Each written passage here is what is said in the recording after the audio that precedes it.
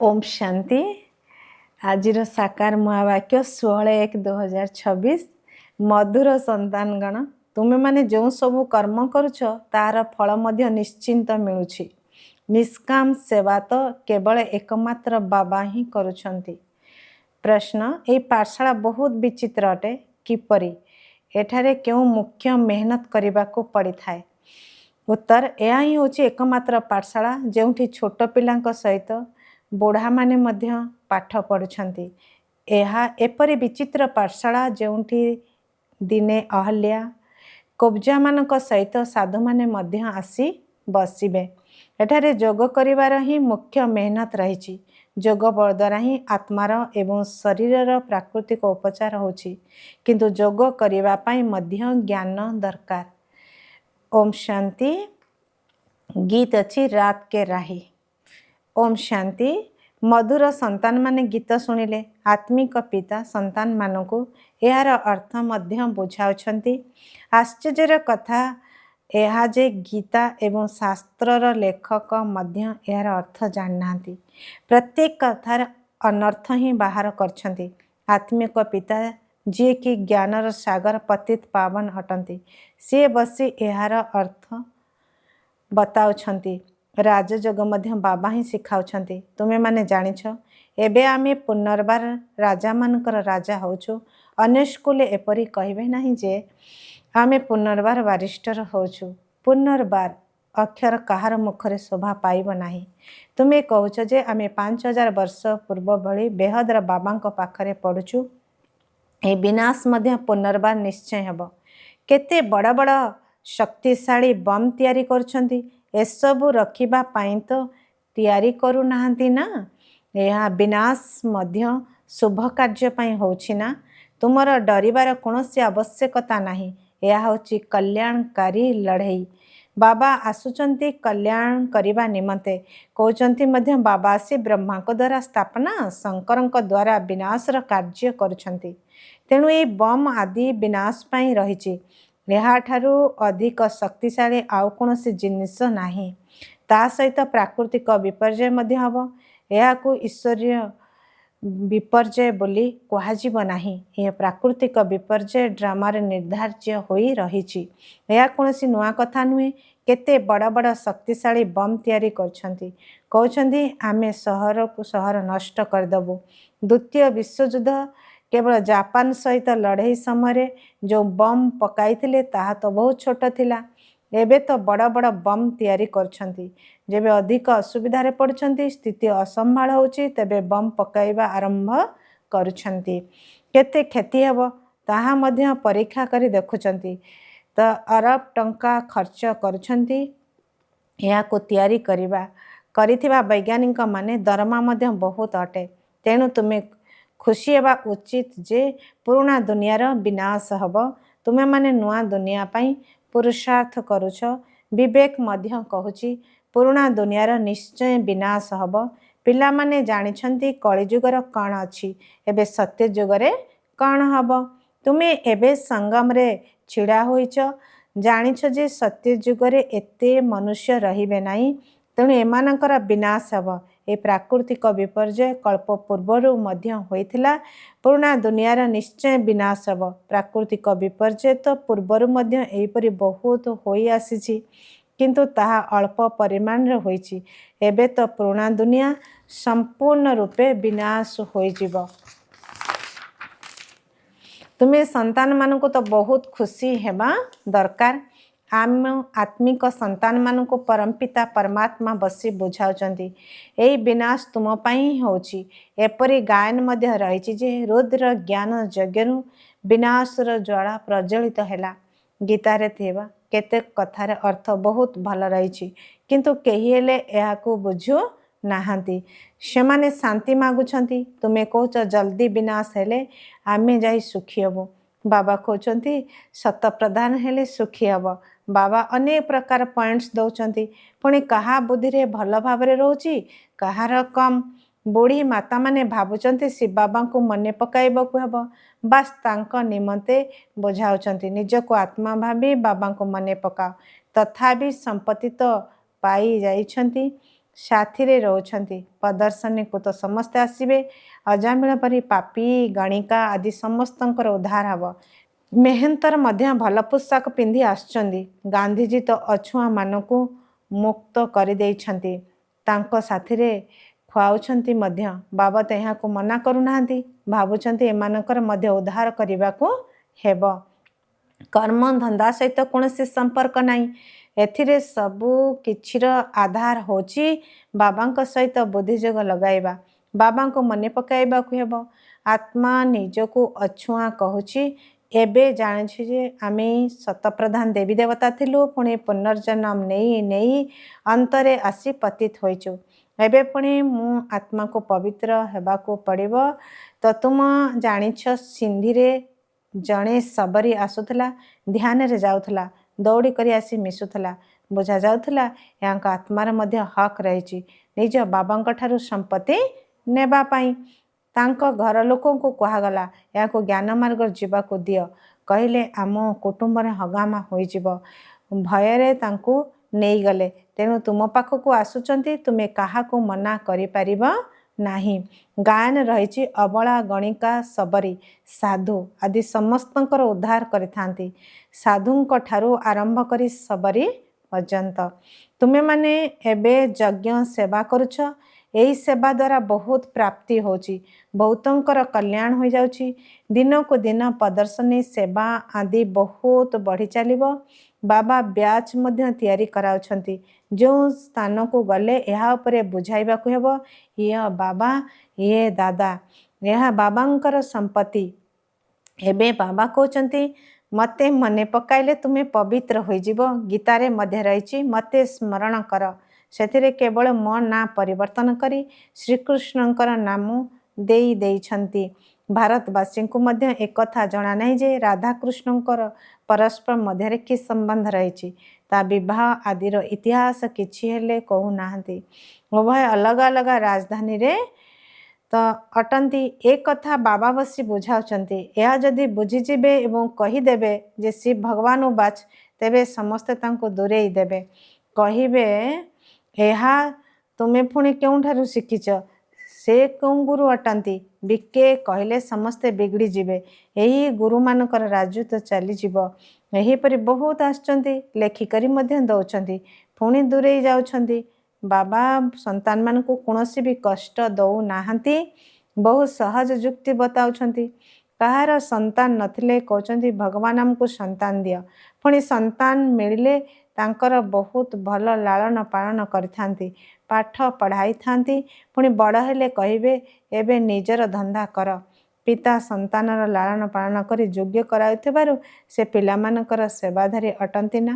ଏହି ବାବା ତ ପିଲାମାନଙ୍କର ସେବା କରି ସାଥିରେ ନେଇଯିବେ। ଲୌକିକ ପିତା ତ ଭାବନ୍ତି ଯେ ପିଲାମାନେ ବଡ଼ ହୋଇ ନିଜ ଧନ୍ଦାରେ ଲାଗିଯିବେ, ମୁଁ ବୁଢ଼ା ହେଲେ ମୋର ସେବା କରିବେ। ଏହି ବାବା ତ ସେବା ମାଗୁନାହାନ୍ତି, ଇଏ ନିଷ୍କାମ ଅଟନ୍ତି। ଲୌକିକ ପିତା ଭାବିଥାନ୍ତି ଆମେ ବଞ୍ଚିଥିବା ପର୍ଯ୍ୟନ୍ତ ପିଲାମାନଙ୍କର କର୍ତ୍ତବ୍ୟ ହେଉଛି ଆମର ଦାୟିତ୍ୱ ନେବା, ଏହି କାମନା ରଖିଥାନ୍ତି। ଏ ବାବା ମଧ୍ୟ କହୁଛନ୍ତି ମୁଁ ନିଷ୍କାମ ସେବା କରୁଛି, ମୁଁ ରାଜତ୍ୱ କରିବି ନାହିଁ। ମୁଁ କେତେ ନିଷ୍କାମୀ ଅଟେ। ଅନ୍ୟମାନେ ଯେଉଁ କାର୍ଯ୍ୟ କରୁଛନ୍ତି ତାହାର ଫଳ ତାଙ୍କୁ ତ ନିଶ୍ଚୟ ମିଳୁଛି। ଏହା ତ ସମସ୍ତଙ୍କର ପିତା ଅଟନ୍ତି।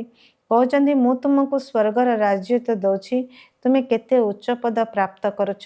ମୁଁ ତ କେବଳ ବ୍ରହ୍ମାଣ୍ଡର ମାଲିକ, ତାହା ତ ତୁମେ ମଧ୍ୟ ଅଟ। କିନ୍ତୁ ତୁମେ ରାଜତ୍ୱ ନେଉଛ ପୁଣି ହରାଉଛ। ମୁଁ ରାଜତ୍ୱ ନେଉନାହିଁ କିମ୍ବା ହରାଉ ନାହିଁ। ମୋର ଡ୍ରାମାରେ ଏହି ଅଭିନୟ ରହିଛି। ତୁମେମାନେ ସୁଖର ସମ୍ପତ୍ତି ପାଇବା ପାଇଁ ପୁରୁଷାର୍ଥ କରୁଛ, ବାକି ସମସ୍ତେ କେବଳ ଶାନ୍ତି ମାଗୁଛନ୍ତି। ଗୁରୁମାନେ ସୁଖକୁ କାକବିଷ୍ଟ ସମାନ କ୍ଷଣସ୍ଥାୟୀ କହିଥାନ୍ତି। ସେଥିପାଇଁ ସେମାନେ କେବଳ ଶାନ୍ତି ଚାହାନ୍ତି। ସେମାନେ ଏହି ଜ୍ଞାନକୁ ଧାରଣ କରିପାରିବେ ନାହିଁ। ତାଙ୍କୁ ସୁଖ ବିଷୟରେ ଜଣା ହିଁ ନାହିଁ। ବାବା ବୁଝାଉଛନ୍ତି କେବଳ ମୁଁ ହିଁ ଶାନ୍ତି ଏବଂ ସୁଖର ସମ୍ପତ୍ତି ଦେଉଛି। ସତ୍ୟଯୁଗ ତ୍ରେତୟାରେ ଗୁରୁ ରହିବେ ନାହିଁ। ସେଠାରେ ରାବଣ ହିଁ ନାହିଁ। ତାହା ହେଉଛି ଈଶ୍ୱରୀୟ ରାଜ୍ୟ। ଏହିପରି ଡ୍ରାମା ତିଆରି ହୋଇଯାଇଛି। यही कथा आउ काहारी बुद्धि रे आसीब नाही। तेणु पिलामानंकु भल भाबरे धारण करी उच्च पद पाइबाकु हेबो। एबे तुमे संगम रे अछ, जानिछ नुआ दुनिया राजधानी स्थापना होची। तुमे संगम जुगरे अछ, बाकी समस्ते कଳି जुगरे अछंती। सेमान तो कल्पर आयुष्य को ही लक्षे लक्षे वर्ष बोली कहि दउछंती। घोर अंधकार अछंती ना। गायन मध्य रहिची, कुंभकर्ण निद्रा रे सोई रहिचंती। पांडव मानकर विजय तो गायन रहिची। तुमे होच ब्राह्मण, ब्राह्मण ही यज्ञ रचना करिथांती। या तो होची सबुठारु उच्च ईश्वरी रुद्र यज्ञ। स्थूल यज्ञ अनेक प्रकार रहिची।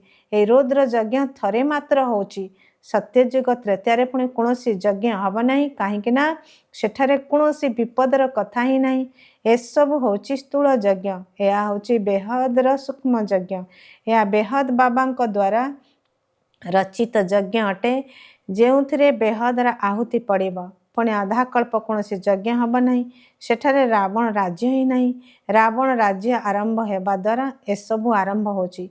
संगम रे थरे मात्र बेहदर यज्ञ होची। एथिरे सब पुराणा दुनिया सुहा होई जिवो। यह होची बेहदर रुद्र ज्ञान यज्ञ। एथिरे मुख्य ज्ञान एवं जोगर कथा रहिची। जोग अर्थात याद। याद अक्षर बहुत मधुर अटे। जोग अक्षर तो साधारण हो गलानी। जोग कहले कही हेले यथार्थ भावे बुझु नाहंती। तुमे बुझाई परिबो जोग अर्थात बाबा को मनी पकाइबा। बाबा आपण तो आमको बेहदर संपत्ति दौछंती। आत्मा बाबांको सह कथा होची, बाबा आपण पुनर्बार आछंती। आमे तो आपण को भूली जाइथिलु। आपण आमको बासाई देहिथिले, एबे पुणी आसी मिसुछु।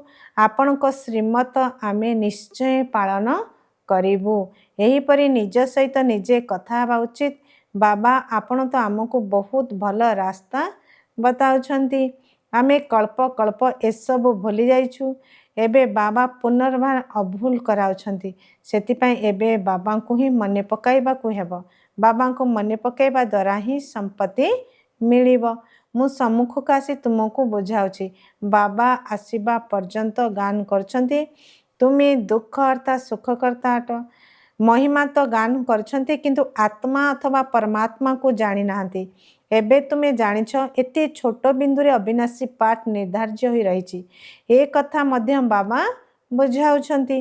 तांको परमपिता परमात्मा अर्थात परम आत्मा बोली कहा जाउछि। किंतु मु हजार सूर्य सदृश्य नुहे। मु तो शिक्षक सदृश्य पढ़ाउछि। केते ढेर संतान रहिचंती। एही पाठशाला देख बहुत विचित्र अटे।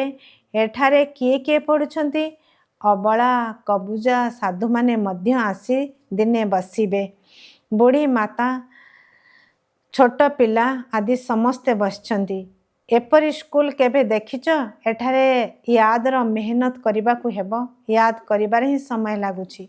यादर पुरुषार्थ करिबा मध्य ज्ञान अटेना। याद करिबा निमते ज्ञान आवश्यक। चक्र को बुझाइबा निमते ज्ञान दरकार। प्राकृतिक उपाय रे सच्चा सच्चा संस्कार परिवर्तन या को ही कहा जाउछि। तुमरा आत्मा बिल्कुल पवित्र हो जाइछि तो ताहा शरीर शुद्धिकरण, एठारे आत्मार शुद्धिकरण होछि। आत्मार ही खाद पड़ुछि ना। खांटी सुनारे खांटी अलंकार होइथाय। वर्तमान एठारे पिला माने जानिछंती जे शिव बाबा सम्मुख को आसिछंती। पिला माने बाबा को निश्चय मने पकाइबा उचित।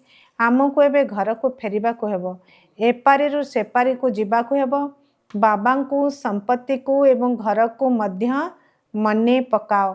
ताहा होची स्वीट साइलेंस होम। अशांति द्वारा दुख, शांति द्वारा सुख मिले। सत्य जुगरे सुख, शांति, संपत्ति सबु किछि रहिबो। सेठारे लड़ाई झगड़ार कौनसी कथा रहिबा नाही। पिला मानकर ही चिंता रहिबा उचित। मते शतप्रधान खांटी सुना हेबा को पड़िबो, तेबे जाई उच्च पद पाइबी। तो वर्तमान यही आत्मिक भोजन मिलुछि। तांको पुणी बुद्धि रे मंथन करिबा को पड़िबो। आज केउ केउ मुख्य पॉइंट सुनिली। एक कथा मध्य बुझा जाउछि। आत्मिक एवं शारीरिक दुईटी यात्रा रहिछि। एई आत्मिक यात्रा ही काम रे आसीबो। भगवान उवाच मन मना भव। अच्छा, धारणा पाई मुख्य सारांश। 1 नंबर, यही विनाश मध्य शुभ कार्य पाई उद्दिष्ट, सेथिपाई डरिबार आवश्यकता नहीं। कल्याणकारी बाबा सर्वदा कल्याण कार्य ही कराउछंती। एही स्मृति रे सर्वदा खुशी रे रहिबाकू हेबो। 2 नंबर, सर्वदा गोटी ही चिंता रहिबा उचित जे मते शतप्रधान खांटी सुना होई उच्च पद पाइबाकू हेबो। प्रतिदिन आत्मा को जो रुहानी भोजन मिलुछि ताको बुद्धि रे चिंतन मंथन करबाकू हेबो। वरदान, निजको दायित्व संपन्न आत्मा मने करी प्रत्येक कर्म यथार्थ विधि पूर्वक करुथुबा संपूर्ण सिद्धि स्वरूप हुआ। वर्तमान समय रे तुम्हें संगम योगी श्रेष्ठ आत्मा मानकर प्रत्येक श्रेष्ठ कर्म सारा कल्प पाई विधान अर्थात नियम बा रीति रे परिणत हो जाउछि। तेणु निजको विधान रचयिता मने करी प्रत्येक कर्म कर। यह द्वारा अवहेला पणिया सत ही समाप्त हो जिवो। एही संगम जुगरे आमे माने विधान रचयिता दायित्व संपन्न आत्मा अटु।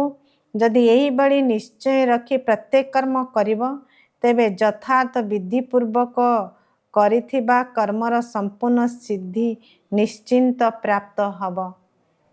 स्लोगान, जदि सर्वशक्तिमान पिता साथी रे थिबे तेबे माया कागजर बाघ भली होई जिवो। अच्छा, ओम शांति।